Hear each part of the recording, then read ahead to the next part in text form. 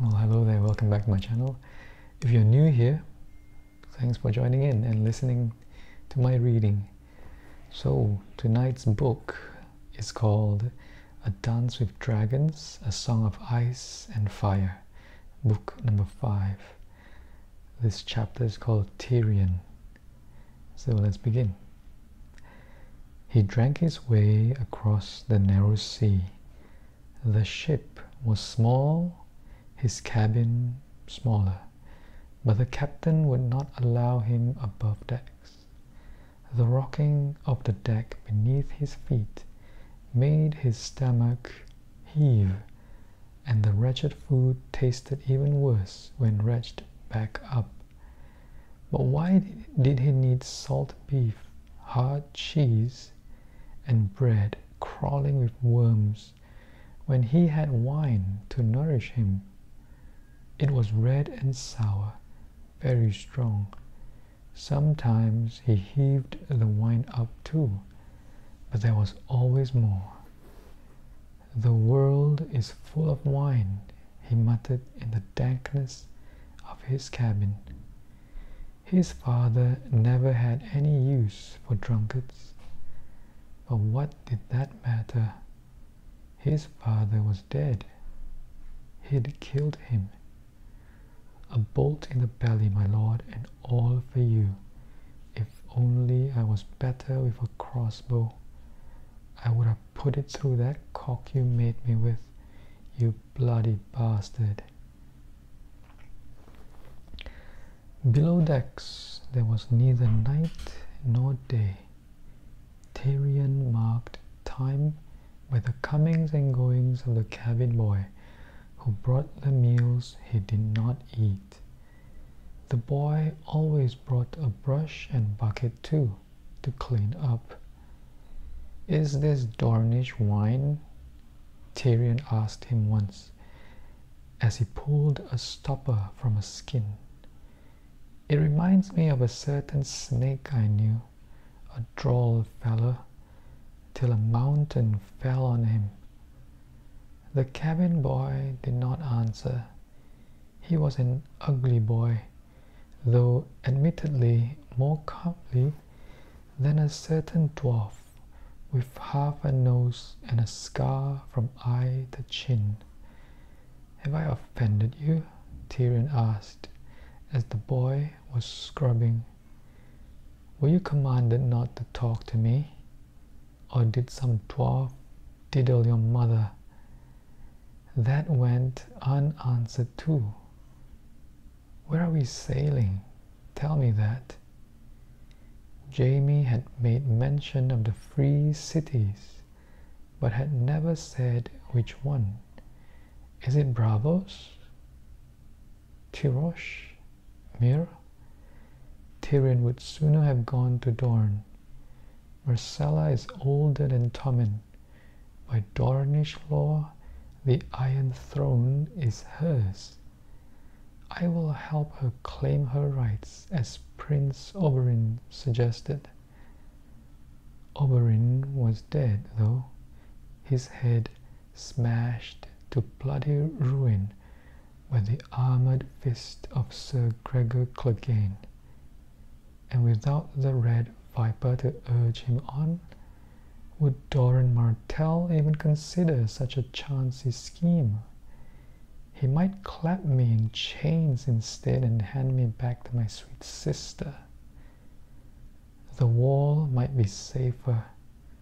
Old Bear Mormont said the Night's Watch had need of men like Tyrion. Mormont might be dead, though. By now, Slint may be the Lord Commander. That butcher's son was not like to have forgotten who sent him to the wall. Do I really want to spend the rest of my life eating salt beef and porridge with murderers and thieves? Not that the rest of his life would last very long. Janos Slint would see to that. The cabin boy wet his brush and scrubbed on manfully. Have you ever visited the pleasure houses of Lys? The dwarf inquired. Might that be where whores go? Tyrion could not seem to recall the Valerian word for whore, and in any case it was too late. The boy tossed his brush back in his bucket and took his leave. The wine has blurred my wits. He had learned to read High Valerian at his maester's knee, though what they spoke in the 9 free cities, well, it was not so much a dialect as 9 dialects on the way to becoming separate tongues. Tyrion had some Braavosi and a smattering of Mirish. In Tyrosh, he should be able to curse the gods, call a man a cheat, and order up an ale, thanks to a sellsword he had once known at the Rock. At least in Dorne they speak the common tongue. Like Dornish food and Dornish lore, Dornish speech was spiced with the flavors of the Rhoyne, but a man could comprehend it. Dorne, yes, Dorne for me. He crawled into his bunk, clutching that thought like a child with a doll. Sleep had never come easily to Tyrion Lannister. Aboard that ship it seldom came at all, though from time to time he managed to drink sufficient wine to pass out for a while. At least he did not dream. He had dreamed enough for one small life, and of such follies, love, justice, friendship, glory, as well dream of being tall. It was all beyond his reach. Tyrion knew now, but he did not know where whores go. Wherever whores go, his father had said, his last words, and what words they were. The crossbow thrummed. Lord Tywin sat back down, and Tyrion Lannister found himself waddling through the darkness with Varys at his side. He must have clambered back down the shaft 230 rungs to where orange embers glowed in the mouth of an iron dragon. He remembered none of it, only the sound the crossbow made and the stink of his father's bowels opening. Even in his dying, he found a way to shit on me. Varys had escorted him through the tunnels, but they never spoke until they emerged beside the black water, where Tyrion had won a famous victory and lost a nose. That was when the dwarf turned to the eunuch and said, "I've killed my father," in the same tone a man might use to say, "I've stubbed my toe." The master of whispers had been dressed as a begging brother in a moth-eaten robe of brown rough-spun, with a cowl that shadowed his smooth, fat cheeks and bald, round head. "You should not have climbed that ladder," he said reproachfully. Wherever whores go, Tyrion had warned his father not to say that word. If I had not loosed, he would have seen my threats were empty. He would have taken the crossbow from my hands, as once he took Tysha from my arms. He was rising when I killed him. I killed Shay too, he confessed to Varys. You knew what she was. I did, but I never knew what he was. Varys tittered and now you do. I should have killed the eunuch as well. A little more blood on his hands, what would it matter? He could not say what had stayed his dagger, not gratitude. Varys had saved him from a headsman's sword, but only because Jaime had compelled him. Jaime. No better not to think of Jaime. He found a fresh skin of wine instead, and sucked at it as if it were a woman's breast. The sour red ran down his chin and soaked through his soiled tunic, the same one he had been wearing in his cell.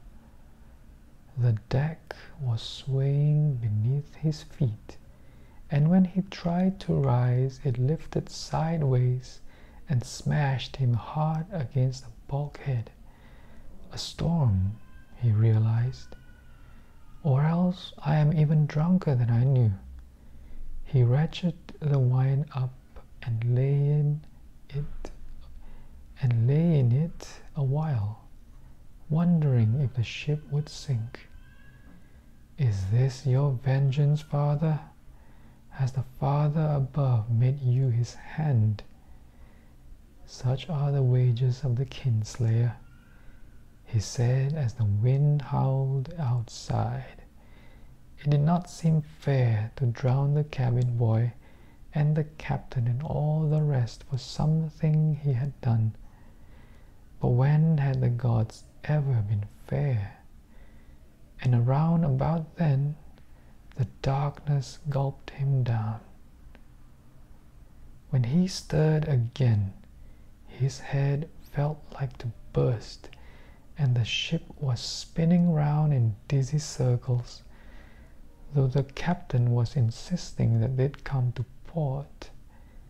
Tyrion told him to be quiet and kicked feebly as a huge bald sailor tucked him under one arm and carried him squirming to the hold, where an empty wine cask awaited him. It was a squat, little cask, and a tight fit even for a dwarf.